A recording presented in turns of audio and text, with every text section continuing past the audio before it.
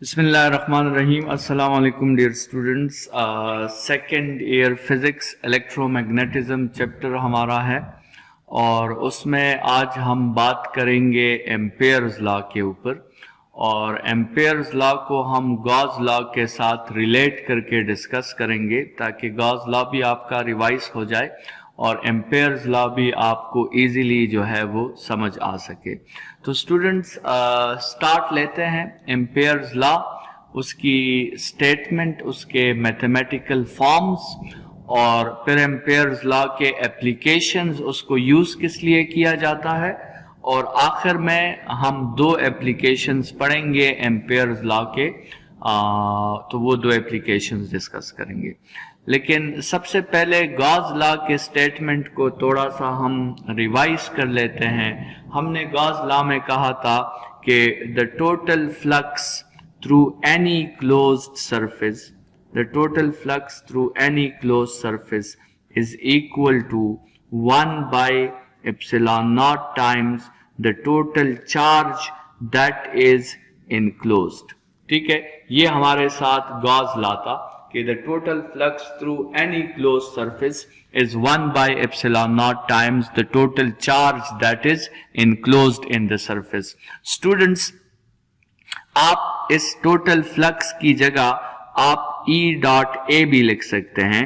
आप इस Gauss law को इस तरह भी लिख सकते हैं कि E dot A is equal to 1 by epsilon naught times the total charge that is enclosed. और अगर आपके साथ ये दो फॉर्मूलाज जो हैं, अगर इसके साथ आप सुपरपोजिशन थ्योरम को भी इन्वॉल्व कर दें, मतलब अगर आप ये टोटल फ्लक्स ऐसे फाइंड करना चाहें कि आप अपने एरिया को स्मॉल स्मॉल पीसेस में डिवाइड करना चाहें और फिर टोटल फ्लक्स को आप सुपरपोजिशन थ्योरम के हेल्प से फिर मालूम करना चाहें, तो उसमें फिर गॉस लॉ का फॉर्मूला आप इस तरह भी लिख सकते हो, summation of the total flux is equal to 1 by epsilon not times the charge that is enclosed. या आप लिख सकते हो कि summation of E dot A is equal to 1 by epsilon not times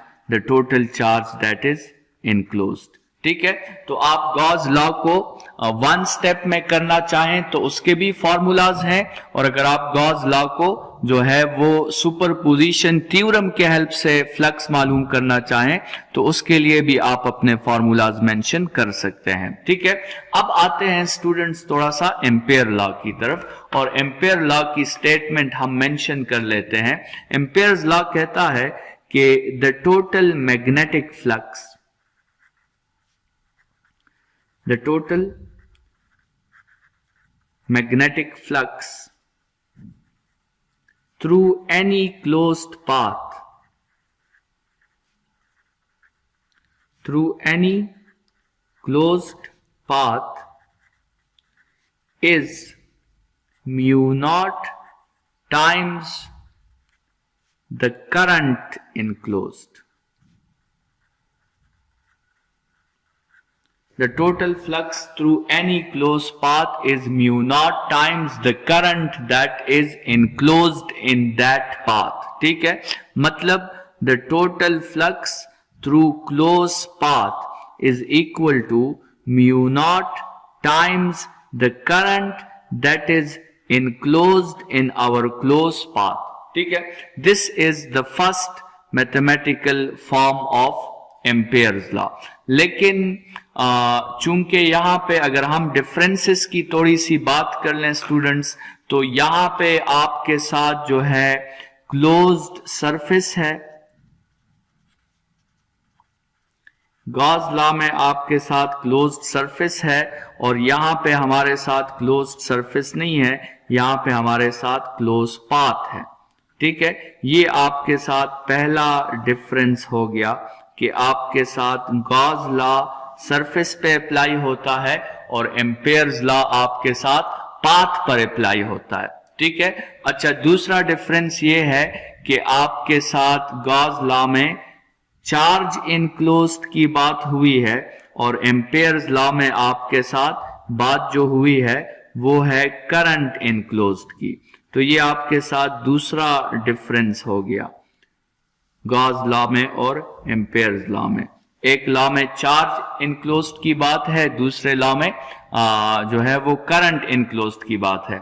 अच्छा, तीसरा लॉ यहाँ पे जो कांस्टेंट यूज हुआ है एप्सिलॉन नॉट, जिसको हमने पहले चैप्टर में डिफाइन किया था, परमिटिविटी हम उसे कहते हैं, ठीक है। और यहाँ पे जो कांस्टेंट यूज हुआ है दैट इज म्यू नॉट, उस पे हम आगे बात करेंगे, इसको परमेबिलिटी कहते हैं। तो ये इसका तीसरा डिफरेंस हो गया, ठीक है। आपके साथ एक गॉस लॉ में जो है वो परमिटिविटी की बात होती है और एम्पेयर्स लॉ में आपके साथ परमेबिलिटी की बात होती है। तो ये कुछ डिफरेंसेस हैं। अगर हम सिमिलरिटीज की तरफ आ जाएं तो पहली सिमिलरिटी जो है वो ये है कि आपके साथ वो जो क्लोज्ड सरफेस है उसका साइज इंपॉर्टेंट नहीं है, साइज इज नॉट इंपॉर्टेंट। आप किसी भी साइज का क्लोज सरफेस कंसिडर कर सकते हैं, लेकिन यहां पे जो आपके साथ क्लोज पाथ है उसका भी साइज इंपॉर्टेंट नहीं है, साइज इज नॉट इंपॉर्टेंट, ठीक है। तो वहां पे क्लोज सरफेस का साइज इंपॉर्टेंट नहीं है, यहां पे क्लोज पाथ का साइज इंपॉर्टेंट नहीं है। ये पहली सिमिलरिटी हो गई। दूसरी सिमिलरिटी आपके साथ ये है कि यहां पे जो क्लोज्ड सरफेस है उसका शेप भी इंपॉर्टेंट नहीं है, शेप इज नॉट इंपॉर्टेंट। और इसी तरह एम्पेयर्स लॉ में जो आपके साथ क्लोज्ड पाथ है उसका शेप भी इंपॉर्टेंट नहीं है, शेप इज नॉट इंपॉर्टेंट, ठीक है। तो ये सिमिलरिटीज हो गई। मतलब कहने का ये है कि गॉस लॉ में दो चीजें इंपॉर्टेंट है। गॉस लॉ में अगर हम इंपॉर्टेंस की बात करें तो दो चीजें, पहली चीज जो इंपॉर्टेंट है वो है चार्ज इनक्लोज्ड, और दूसरी चीज जो इंपॉर्टेंट है वो है मीडियम, ठीक है। और यहां भी आपके साथ दो ही चीजें जो हैं वो इंपॉर्टेंट है। पहली चीज जो आपके साथ इंपॉर्टेंट है वो है करंट दैट इज इनक्लोज्ड, और दूसरी चीज जो आपके साथ इंपॉर्टेंट है वो है मीडियम। लेकिन यहां पे मीडियम की जो प्रॉपर्टी हम डिस्कस कर रहे हैं उसको हम म्यू नॉट कह रहे हैं, और यहां पे जो प्रॉपर्टी हम डिस्कस कर रहे हैं उसे हम एप्सिलॉन नॉट कह रहे हैं। तो गॉस लॉ साइज से भी इंडिपेंडेंट है और शेप से भी इंडिपेंडेंट है। इसी तरह एम्पेयर्स लॉ साइज से भी इंडिपेंडेंट है और शेप से भी इंडिपेंडेंट है। सिर्फ एम्पेयर्स लॉ दो चीजों पर डिपेंड करता है, एक वो डिपेंड करता है मीडियम की वैल्यू पर, और दूसरा वो डिपेंड करता है कि आपने जो क्लोज पाथ कंसिडर किया हुआ है उस क्लोज पाथ के अंदर से कितना करंट जो है वो पास हो रहा है। स्टूडेंट्स, एक और फर्क जो गॉस लॉ में हमने यहां पे बात की कि गॉस लॉ क्लोज सरफेस के ऊपर है और एम्पेयर्स लॉ क्लोज पाथ के ऊपर है। मतलब गॉस लॉ के लिए जब आप फ्लक्स फाइंड करेंगे तो आपने E डॉट ए करना है, लेकिन एम्पेयर्स लॉ में जब आप फ्लक्स फाइंड करेंगे तो आपने B डॉट एल करना है। एम्पेयर्स लॉ में आपने फ्लक्स जो है फाइंड करने के लिए मैग्नेटिक फील्ड इंटेंसिटी का वेक्टर लेंथ के साथ प्रोडक्ट लेना है, और गॉस लॉ में आपने इलेक्ट्रिक फील्ड इंटेंसिटी फाइंड करने के लिए या इलेक्ट्रिक फ्लक्स फाइंड करने के लिए इलेक्ट्रिक फील्ड इंटेंसिटी का एरिया वेक्टर के साथ डॉट प्रोडक्ट लेना है। तो ये कुछ डिफरेंसेस हैं। यहां में आपको स्टार्ट में भी नजर आ रहा होगा कि हमने फ्लक्स थ्रू क्लोज सरफेस की जगह क्या लिखा, E डॉट ए लिखा, ठीक है। लेकिन फ्लक्स थ्रू क्लोज पाथ की जगह हम डॉट ए नहीं लिखेंगे, हम इसके साथ जो है वो इस फ्लक्स की जगह हम ये फॉर्मूला इस तरह भी लिख सकते हैं कि B dot L is equal to mu not times the current that is enclosed, ठीक है। तो ये फर्क जो है पहले जरूरी है कि गॉस लॉ में हम जो है इंटेंसिटी का एरिया के साथ डॉट प्रोडक्ट लेते हैं और एम्पेयर्स लॉ में हम इंटेंसिटी का लेंथ के साथ डॉट प्रोडक्ट लेते हैं। और फिर तो जिस तरह गॉस लॉ में हमने सुपरपोजिशन थ्योरम को इंट्रोड्यूस कर दिया था, उसी तरह आप यहां एम्पेयर लॉ में भी सुपरपोजिशन थ्योरम को इंट्रोड्यूस कर सकते हैं। आप ये फॉर्मूला अपने लिए इस तरह भी लिख सकते हैं कि summation of B dot L is equal to mu not times the current that is enclosed in the circuit।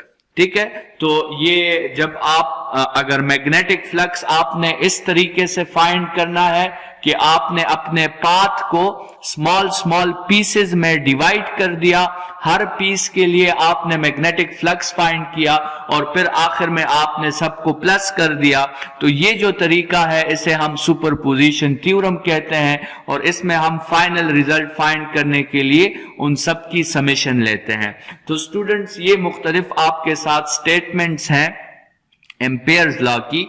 ये जो सुपरपोजिशन के बगैर जो स्टेटमेंट्स हैं, ये हम यूज कर सकते हैं एक रेगुलर शेप के लिए, रेगुलर 2D शेप के लिए। और ये सुपरपोजिशन वाला जो स्टेटमेंट है जिसमें हमने स्मॉल स्मॉल पीसेस पर मैग्नेटिक फ्लक्स फाइंड करना है और फिर उन सबको हमने आपस में प्लस करना है, ये जो मेथड है ये फिर हम यूज करते हैं इर्रेगुलर शेप के लिए। ठीक है, तो ये तो गॉस लॉ और एम्पेयर्स लॉ की थोड़ी सी हमने जो है सिमिलरिटीज और डिफरेंसेस पे बात कर ली। जैसे और भी आपके साथ जो है वो इन सिमिलरिटीज और डिफरेंसेस को हम एक्सप्लेन कर सकते हैं। जैसे कि हमने इस पॉइंट पे कह दिया कि गॉस लॉ में हम क्लोज सरफेस कंसिडर करते हैं, यहाँ पे हम क्लोज पाथ कंसिडर करते हैं। तो स्टूडेंट्स, अगर क्लोज सरफेस की बात हो रही है तो आप गॉस लॉ में देखें स्फीयर कंसिडर कर सकती हैं, आप गॉस लॉ में क्यूब कंसिडर कर सकती हैं, आप क्यूबॉइड कंसिडर कर सकते हैं, आप प्रिज्म कंसिडर कर सकती हैं, आप जो है साइलेंडर कंसिडर कर सकती हैं। लेकिन जो भी शेप आप कंसिडर करना चाहिए, आपको करना है, उसमें वो क्या होना चाहिए, वो एक 3D क्लोज्ड शेप होना चाहिए।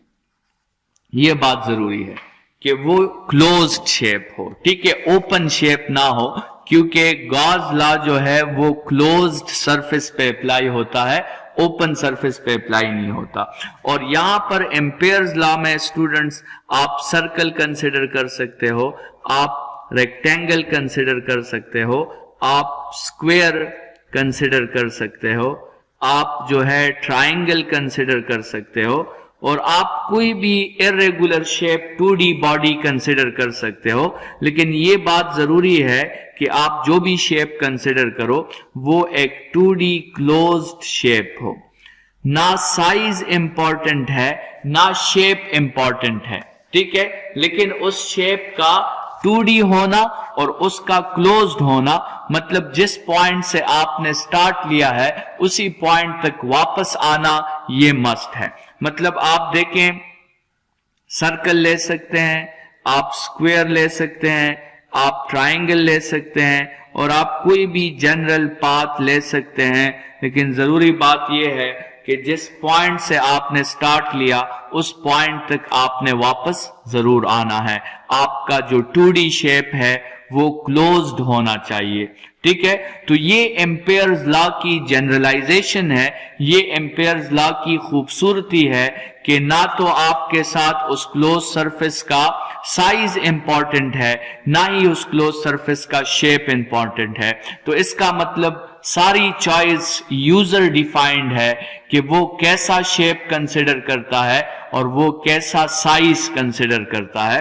तो ये हमारे लिए एक अच्छी पॉइंट है।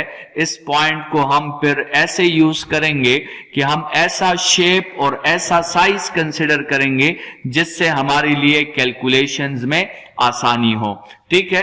तो ये आपके साथ गॉस लॉ और एम्पेयर्स लॉ पे हमने थोड़ी बात कर ली। अभी अगर हम आ जाएं एप्लीकेशंस की तरफ, तो जिस तरह गॉस लॉ में हमने कहा था कि गॉस लॉ की एप्लीकेशंस जो हैं वो क्या हैं, वो इलेक्ट्रिक फील्ड इंटेंसिटी को फाइंड करना है। तो उसी तरह एम्पेयर्स लॉ की जो हमारे साथ एप्लीकेशन है, एम्पेयर्स लॉ की एप्लीकेशन है मैग्नेटिक फील्ड इंटेंसिटी को फाइंड करना। गॉस लॉ की एप्लीकेशन इलेक्ट्रिक फील्ड इंटेंसिटी को फाइंड करना थी, एम्पेयर्स लॉ की एप्लीकेशन मैग्नेटिक फील्ड इंटेंसिटी को फाइंड करना है। ठीक है, तो हमने जब मैग्नेटिक फील्ड इंटेंसिटी को फाइंड करना है तो जिस तरह गॉस लॉ में हमने स्टेप्स लिखे थे, उसी तरह हम यहां पर एम्पेयर्स लॉ में भी मैग्नेटिक फील्ड इंटेंसिटी को फाइंड करने के लिए हम कुछ स्टेप्स फॉलो करेंगे। सबसे पहला स्टेप स्टूडेंट्स जो है वो ये स्टेप है कि हमने अपने लिए एक 2D पाथ चूज करना है, और वो हमारी चॉइस है कि हम कौन सा पाथ चूज करें। हम सर्कल, रेक्टेंगल, स्क्वायर, ट्राइंगल, कोई भी पाथ जो है वो हम चूज कर सकते हैं। तो सबसे पहला स्टेप हमारा है consider a 2D closed path. और ये जो पाथ हम कंसिडर करेंगे स्टूडेंट्स, इसमें हमने ये पाथ वाइसली चूज करना है, हमने ये पाथ अक्लमंदी से चूज करना है, क्योंकि हम ऐसा पाथ चूज करेंगे जो हमारे लिए कैलकुलेशंस में आसानी पैदा करें। तो इस पाथ को चूज करते वक्त हमने दो बातों का ख्याल रखना है। पहली बात तो ये है कि हम इस पाथ को जब चूज करेंगे तो वो पॉइंट जिस पर इंटेंसिटी हमने मालूम करनी है वो पॉइंट इस पाथ पे होना चाहिए। ठीक है, जिस पॉइंट पे आप इंटेंसिटी, मैग्नेटिक फील्ड इंटेंसिटी मालूम करना चाहते हैं, वो पॉइंट जो है उसका इस पाथ पे होना जरूरी है जो पाथ आप कंसिडर कर रहे हैं। और इस पाथ को हम नाम देंगे एम्पीरियन पाथ। Empyrean path. अगर आपको याद हो, गॉस लॉ में हमने जो सरफेस कंसिडर किया था उस सरफेस को हमने गॉसियन सरफेस कहा था, और यहां जो पाथ हम कंसिडर करेंगे उस पाथ को हम एम्पीरियन पाथ कहेंगे। ठीक है, तो सबसे पहला स्टेप आपने पाथ कंसिडर कर लिया। पाथ की कंसिडरेशन में आपने क्या ख्याल रखा? आपने ये ख्याल रखा कि जिस पॉइंट पे आप इंटेंसिटी फाइंड करना चाहते हैं वो पॉइंट इस पाथ पे होना चाहिए। और दूसरा आपने ये ख्याल रखना है कि पाथ ऐसा चूज करें कि जब आप इस B.L में BL cos थीटा पुट करेंगे, जब ये आप नेक्स्ट स्टेप हमारा यही होगा, तो जब आप B.L फाइंड करेंगे तो डॉट प्रोडक्ट का फॉर्मूला होता है BL cos थीटा। तो आपने ऐसा पाथ चूज करना है कि ये cos थीटा आपके लिए कोई इश्यूज क्रिएट ना करें, ये cos थीटा कैलकुलेशंस में आपसे वक्त ज्यादा ना लें, और ये cos थीटा आपके लिए इजीली सॉल्व हो जाए। ठीक है, तो पाथ चूज करने के लिए ये दो पॉइंट्स आपने इस पे सोचना होगा, और ये पाथ आपने उसके बाद चूज करना होगा। स्टूडेंट्स, पहला स्टेप हमारा हो गया। नेक्स्ट स्टेप हमारा ये है कि हमने फ्लक्स फाइंड करना है according to the formula of Ampere's law. Flux is equal to mu not times the current that is enclosed. फिर तीसरे स्टेप में स्टूडेंट्स हमने दोबारा फ्लक्स फाइंड करना है, लेकिन एम्पेयर्स लॉ के हेल्प से नहीं, वो हम फ्लक्स फाइंड करेंगे with the help of the definition of flux, जो कि हमारे साथ है कि it is the dot product of magnetic field intensity and vector length. ठीक है, तो तीसरे स्टेप में हम दोबारा फ्लक्स फाइंड करेंगे, लेकिन म्यू नॉट आई से नहीं बल्कि B.L से हम दोबारा फ्लक्स फाइंड करेंगे। और स्टूडेंट्स, चौथे स्टेप में हम इन्हीं दो स्टेटमेंट्स को, स्टेटमेंट नंबर 2 और स्टेटमेंट नंबर 3 की फिर क्या करेंगे? कंपैरिजन करेंगे। और वो कंपैरिजन करने के बाद हम वहां से B को सब्जेक्ट कर देंगे। तो B को जब हम सब्जेक्ट करेंगे तो हमारे साथ मैग्नेटिक फील्ड इंटेंसिटी जो है वो फाइंड हो जाएंगी। और चूंकि इसमें हमने ये देखें एम्पेयर्स लॉ की हेल्प ली है, तो इसलिए हम इसको एप्लीकेशन ऑफ एम्पेयर्स लॉ में डिस्कस करते हैं। तो ये वो 4 स्टेप्स हैं जिसको यूज करके आप किसी भी शेप के लिए मैग्नेटिक फील्ड इंटेंसिटी किसी खास पॉइंट पर जो है वो फाइंड आउट कर सकते हैं। तो इन स्टेप्स को अप्लाई किया जाएगा। स्टूडेंट्स इन स्टेप्स को अगर दोबारा रिपीट कर दें तो ये 4 स्टेप्स क्या हैं। सबसे पहला स्टेप आपका है कि आपने अपने लिए एक क्लोज पाथ कंसिडर करना है। उस क्लोज पाथ में आपने 2 बातों के बारे में सोचना होगा। पहली बात यह है कि जिस पॉइंट पे आप इंटेंसिटी फाइंड करना चाहते हैं वो पॉइंट इस पाथ का हिस्सा होना चाहिए, वो पॉइंट इस पाथ पे होना चाहिए। और दूसरी बात यह है कि शेप ऐसा चूज करें कि आपके साथ कॉस थीटा कोई इश्यूज ना बनाए। फिर नेक्स्ट स्टेप आपने फ्लक्स फाइंड करना है through this close path by the formula of Ampere's law. तीसरा स्टेप आपने दोबारा फ्लक्स फाइंड करना है through the same close shape but by the formula of B dot L, जिसको आप बी एल कॉस थीटा लिखोगे। और कॉस थीटा का इशू तो आपने पहले से ही स्टेप नंबर 1 में सॉल्व कर लिया होगा। और फिर चौथे स्टेप में स्टूडेंट्स आपने कंपैरिजन करनी है और उसी कंपैरिजन का जो स्टेटमेंट होगा उसको फिर आप मैग्नेटिक फील्ड इंटेंसिटी के लिए सब्जेक्ट कर लोगे तो आपके साथ मैग्नेटिक फील्ड इंटेंसिटी का फॉर्मूला आ जाएगा। पहला लेक्चर था इसलिए पहले लेक्चर को इसी जगह पे हम वाइंड अप कर देते हैं। नेक्स्ट लेक्चर में दोबारा मुलाकात होगी जिसमें हम बात करेंगे the 2 applications of Ampere's law पे। अपना बहुत ख्याल रखिएगा। Thank you students.